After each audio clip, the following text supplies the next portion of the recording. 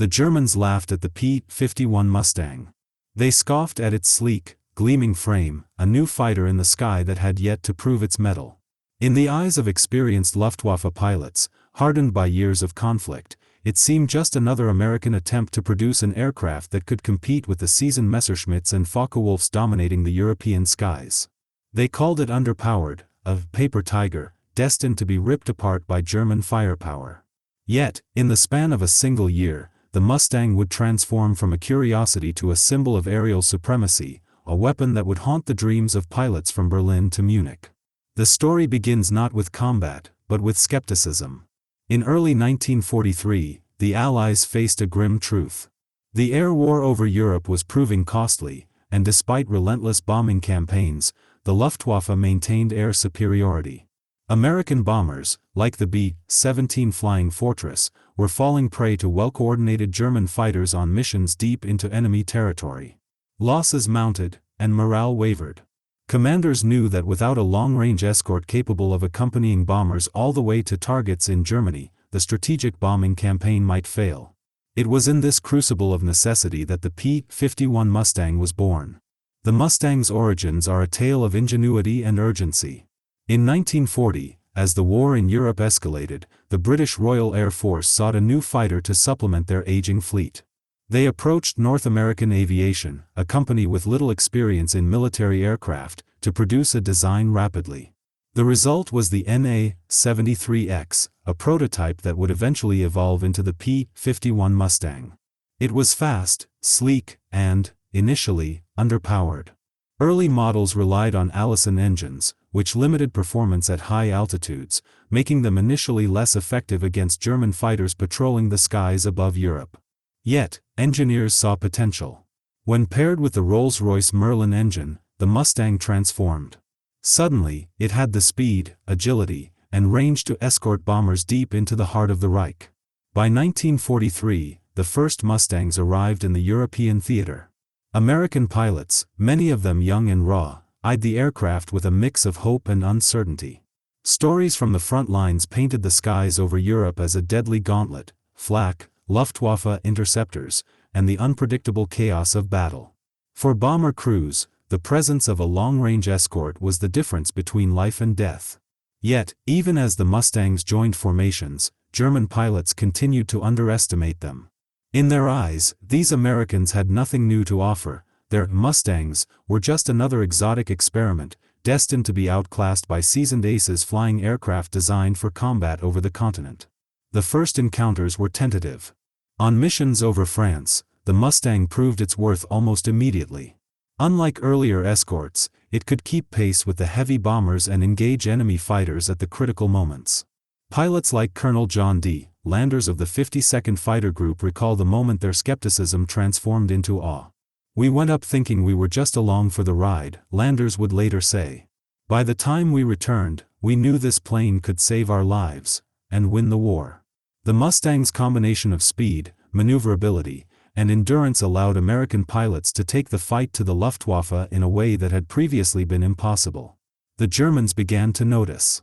Reports from the front lines spoke of American aircraft that could dive, turn, and climb with astonishing efficiency. Luftwaffe intelligence initially dismissed these accounts as exaggerations, the sort of morale-boosting tales soldiers often tell. But soon, the reports were undeniable. The Mustang was not only escorting bombers but also defeating seasoned German pilots in one-on-one combat. Air battles over occupied France and the skies above Germany grew more perilous for the Luftwaffe.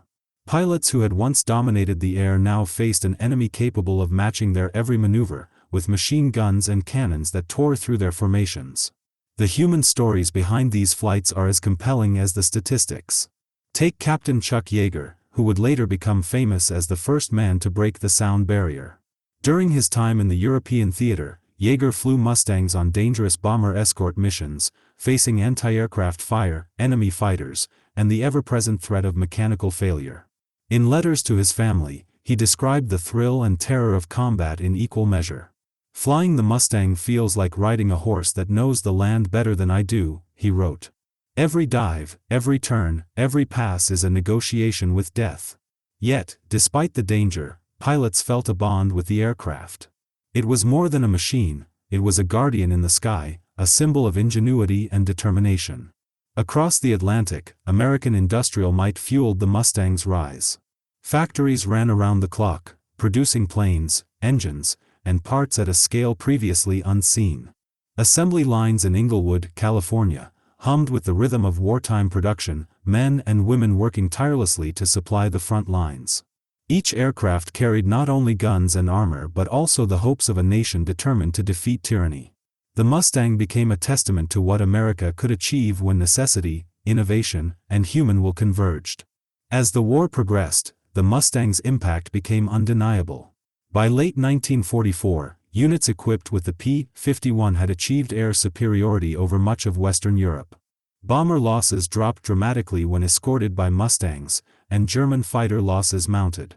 Aces like Major George Preddy and Colonel Bud Anderson racked up impressive kill counts, their names etched into the annals of aerial warfare. Yet, the most striking aspect of the Mustang was not simply its lethality but the moral effect it had on the Luftwaffe. Pilots who once flew with confidence now approached missions with caution, aware that the skies they had dominated were no longer safe. The German reaction was a mixture of fear and incredulity. Veteran pilots who had faced British Spitfires and Hawker Hurricanes found the Mustang in a different league. Its speed allowed American pilots to strike with precision, then retreat before the enemy could respond. Its maneuverability meant dogfights were more balanced, forcing German pilots to adapt tactics honed over years of combat. In essence, the Mustang leveled the playing field, giving Americans a fighting chance in the air and reshaping the strategic calculus of aerial warfare. Among the many stories of Mustang pilots, one stands out for its combination of heroism and humanity. Lieutenant Robert S. Johnson, flying missions with the 357th Fighter Group, recounted a skirmish over Berlin in which he found himself alone against a squadron of German fighters. Outnumbered and outgunned, Johnson relied on the Mustang's agility to evade attacks, diving and climbing with precision.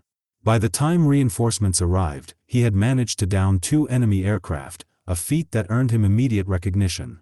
Yet, in letters to his wife, he expressed no pride in the kills themselves. "It's not the shooting that matters," he wrote, "but knowing we did what we had to, for our men and for those back home." The technical superiority of the Mustang was matched by its symbolic significance.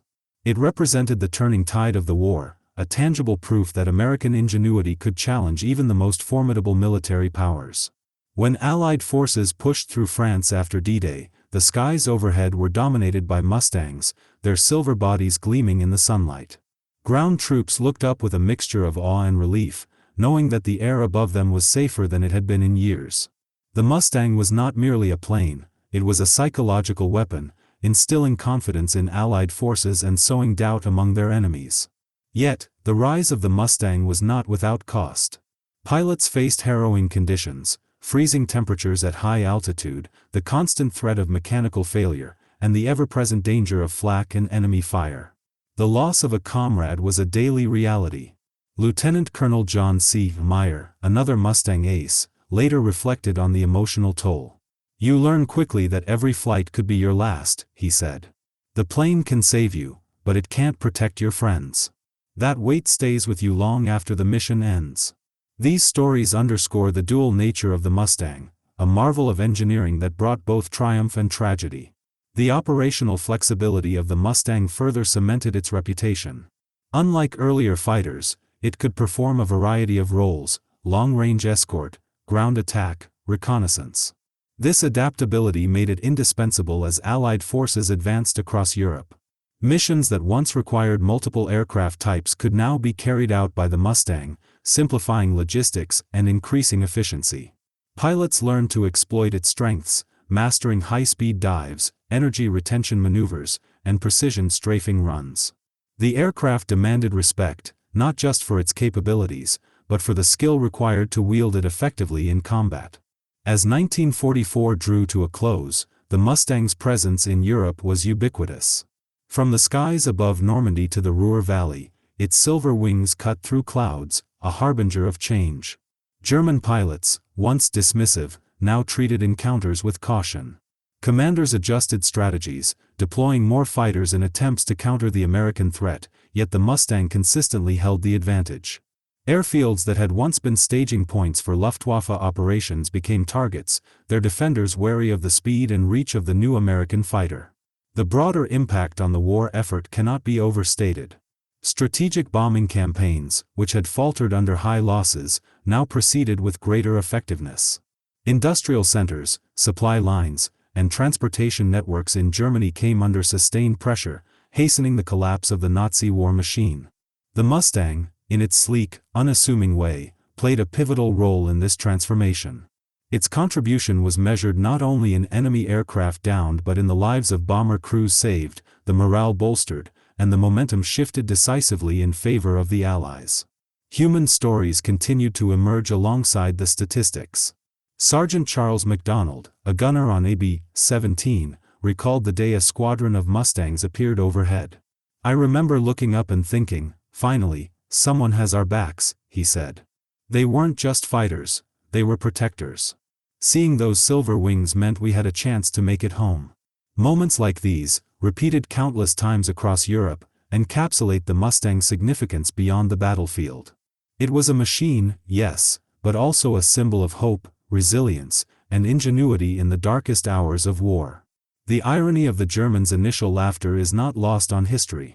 They had dismissed the Mustang as insignificant, underestimating the combination of American innovation, industrial capacity, and pilot skill that made it formidable. By 1945, that laughter had turned to dread. Reports from Luftwaffe command describe encounters with Mustangs as harrowing, with pilots forced into defensive maneuvers they had not anticipated. The very aircraft they had mocked had become an instrument of strategic and psychological dominance, reshaping the aerial conflict over Europe. Yet, the Mustang story is more than one of machines and statistics. It is a story of people, perseverance, and the intersection of human courage and technological innovation. Engineers, factory workers, pilots, and support crews all played a part, each contributing to a force that would change the course of the war. Letters, diaries, and after-action reports provide glimpses into this world, revealing the fears, hopes, and determination that accompanied every mission.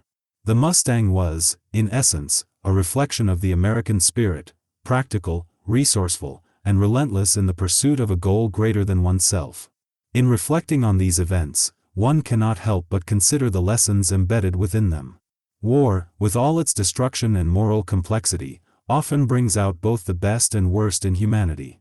The P-51 Mustang, forged in response to necessity and skepticism, demonstrates what can be achieved when ingenuity, courage, and determination converge.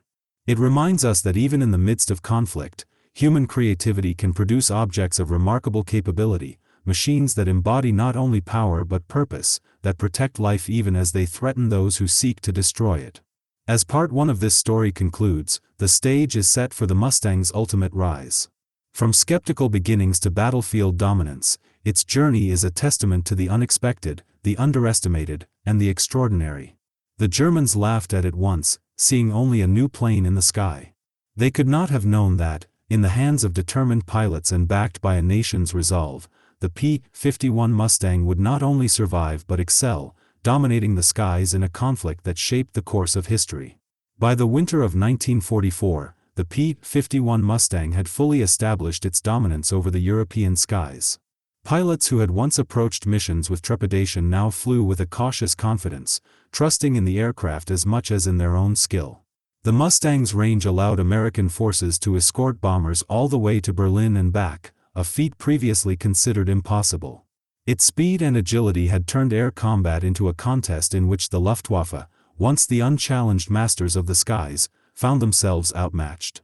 Yet, behind every tactical advantage lay human stories, men grappling with fear, camaraderie, and the moral weight of killing, all while navigating the unforgiving expanse of war-torn Europe.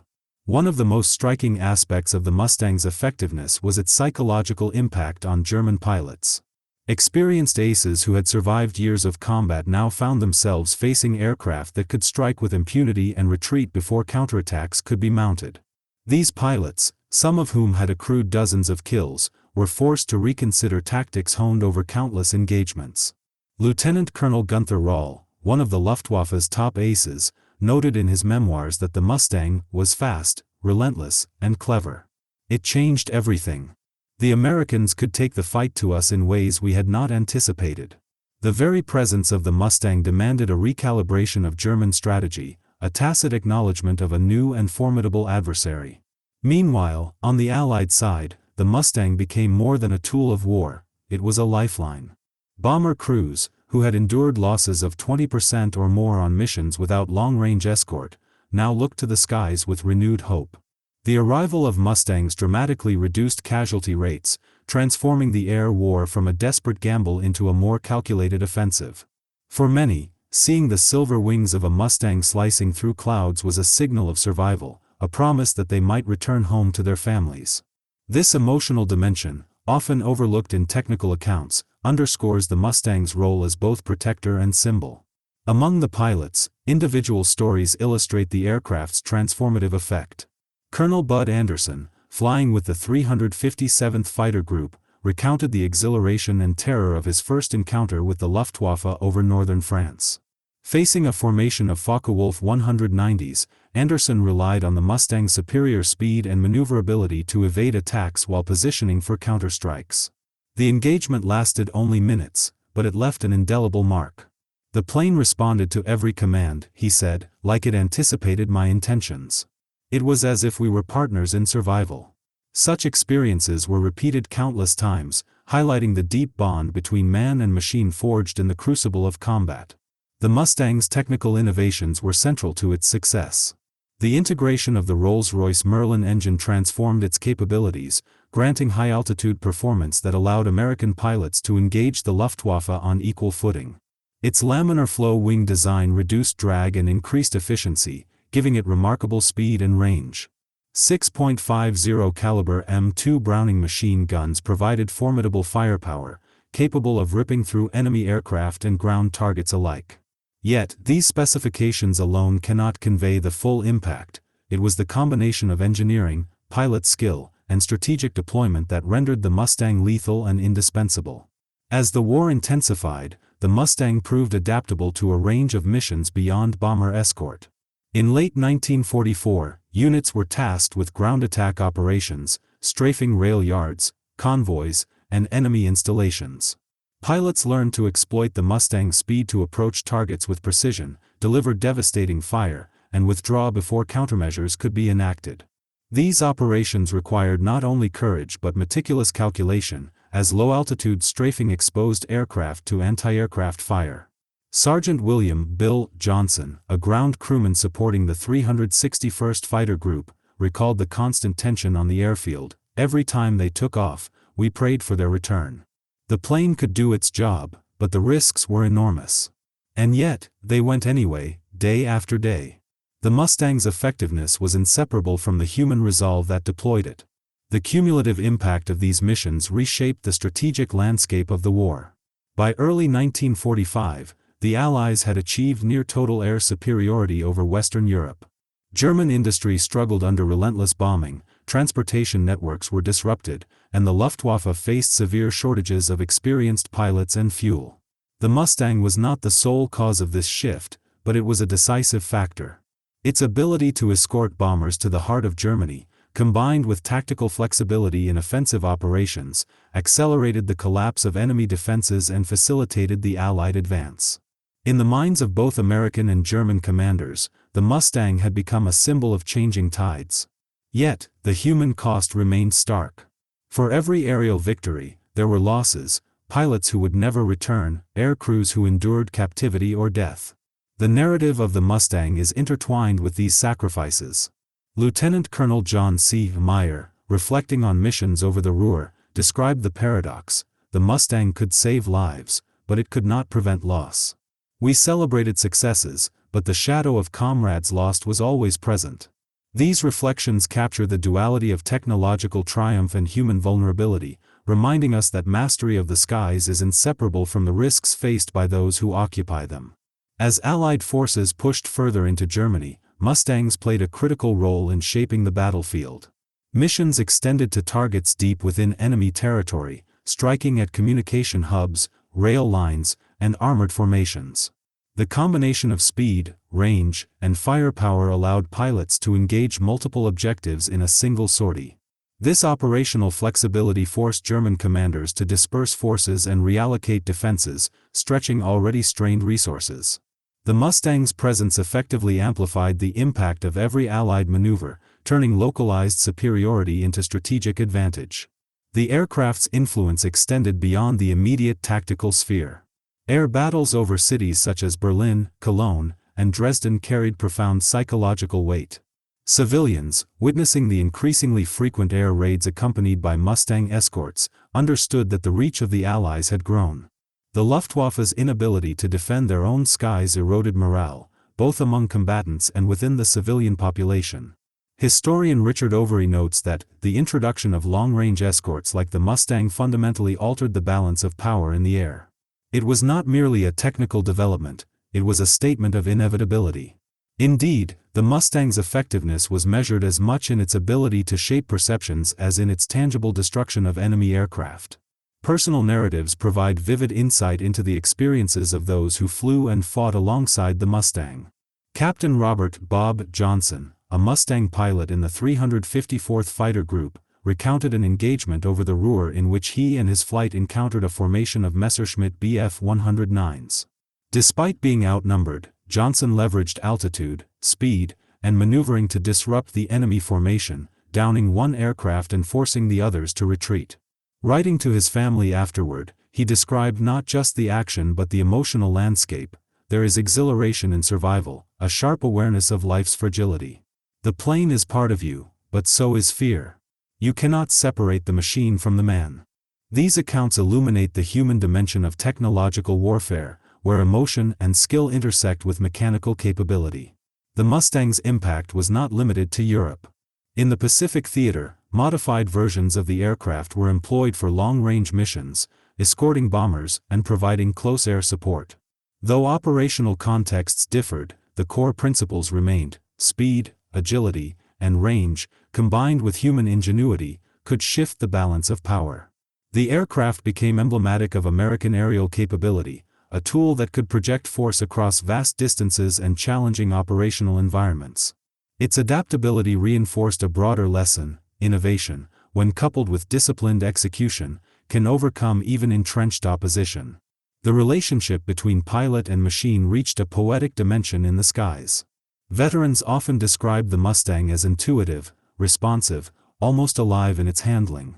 Maneuvers that might strain other aircraft were executed effortlessly, fostering a sense of partnership. This intimacy created a psychological edge. Pilots could trust the Mustang to perform under extreme conditions, allowing them to focus on tactical decisions and the broader mission. Lieutenant George Preddy, the top-scoring Mustang ace of the European theater, epitomized this synergy. In combat, he often attributed his survival and success to the aircraft's responsiveness, emphasizing the interdependence of skill, courage, and engineering excellence. As the war drew toward its final months, the Mustang's role remained central. Allied bombers, protected by Mustangs, continued strategic missions that weakened German infrastructure and morale. Fighter sweeps disrupted retreating enemy formations, and precision strikes targeted critical logistical nodes. German air resistance, though still present, had been diminished to a shadow of its former strength. The once laughing Luftwaffe now approached every engagement with trepidation, acutely aware that the Mustang represented a potent combination of speed, firepower, and tactical intelligence. The transformation from skepticism to dread underscores the aircraft's profound impact on the course of the war. The stories of individual heroism are mirrored by accounts of collective accomplishment. Entire squadrons became legends, their exploits chronicled in letters, reports, and memoirs. The 361st Fighter Group, for example, achieved remarkable success in escort missions over Germany, their Mustangs safeguarding bombers and engaging enemy fighters with precision. Pilots like Major Clarence E. Bud Anderson and Colonel John D. Landers contributed not only to aerial victories but to a broader strategic advantage that facilitated the Allied advance. Their narratives, while unique, reflect a shared experience: men operating at the edge of endurance, relying on a machine that amplified both their strengths and their vulnerabilities. Amid the technical and tactical analysis, one must not overlook the moral dimension of these engagements. Combat involves decisions with profound consequences: life or death, destruction or restraint. Pilots often grappled with these realities in real time, their choices shaped by duty, strategy, and personal ethics. The Mustang, by enabling survival and efficacy, influenced these decisions. Its performance could reduce collateral loss, protect friendly forces, and alter the moral calculus of engagement.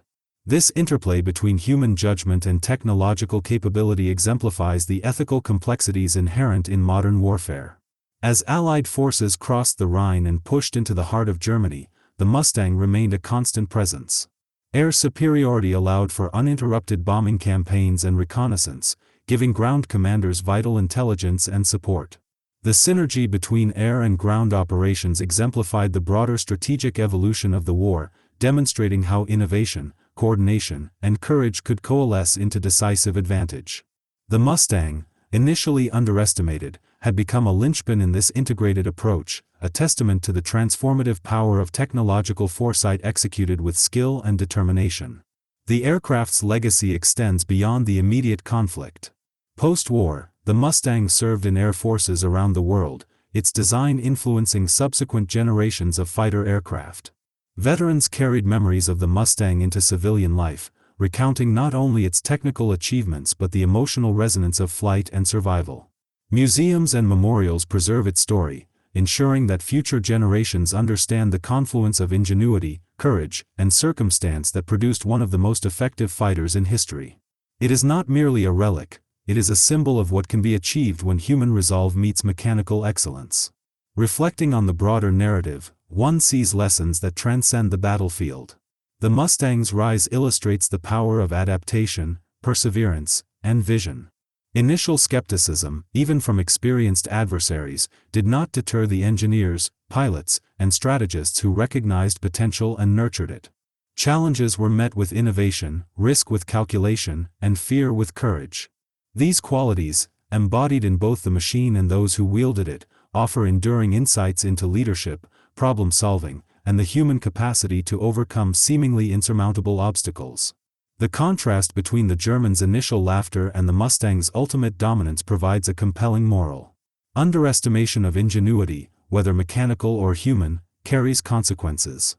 In war, as in life, dismissing potential based on superficial judgment can lead to strategic miscalculation and, ultimately, defeat. The Mustang exemplifies this principle. A seemingly modest aircraft, when paired with vision, skill, and determination, reshaped the aerial conflict over Europe and contributed materially to the Allied victory. Its story serves as a reminder of the latent power in persistence, preparation, and belief in one's capabilities. By the time the final missions of World War II were flown over Europe, the Mustang's legacy was firmly established. It had transformed from an experimental aircraft into a symbol of dominance, an instrument of survival, and a catalyst for strategic success. The men who flew it, engineered it, and maintained it became part of a shared history that transcends statistics and operational reports.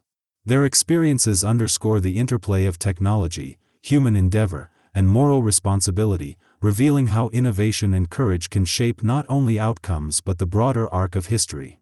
As we reflect on the story of the P-51 Mustang, it becomes clear that its significance lies not solely in speed, firepower, or kill counts, but in what it represents about human potential. In the crucible of conflict, where lives and nations hang in the balance, the combination of ingenuity, resolve, and courage can produce results that defy expectation. The Germans laughed at the Mustang, dismissing it as inconsequential. Yet, in the hands of determined pilots and supported by an industrial and strategic apparatus capable of harnessing its potential, the aircraft became a defining element of Allied success. The narrative of the Mustang also invites contemplation of broader themes. War, with all its moral complexity and human cost, is a canvas on which innovation and courage are tested.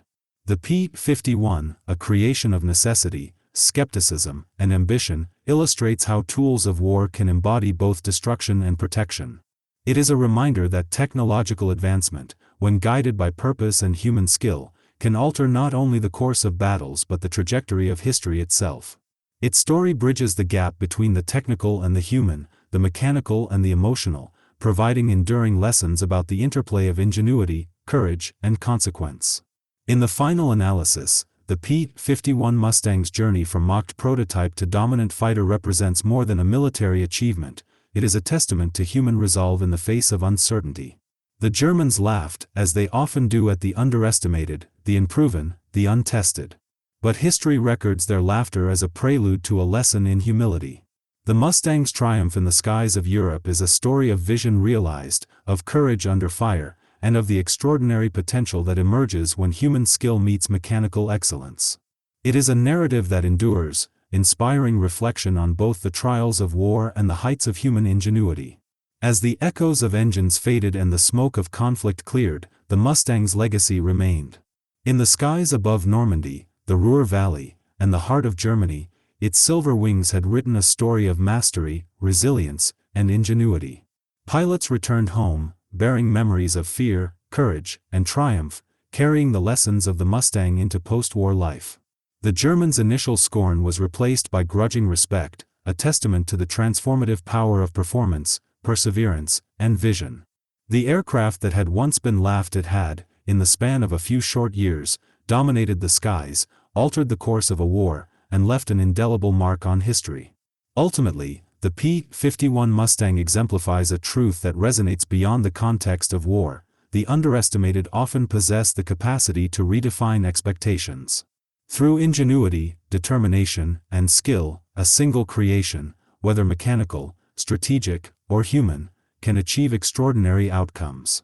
The Mustang story reminds us that skepticism and mockery may precede revelation and triumph, and that enduring achievements often emerge from the convergence of preparation, courage, and innovation. In this light, the aircraft's rise from ridicule to dominance is not merely a tale of warfare, but a narrative of human potential realized under extraordinary circumstances.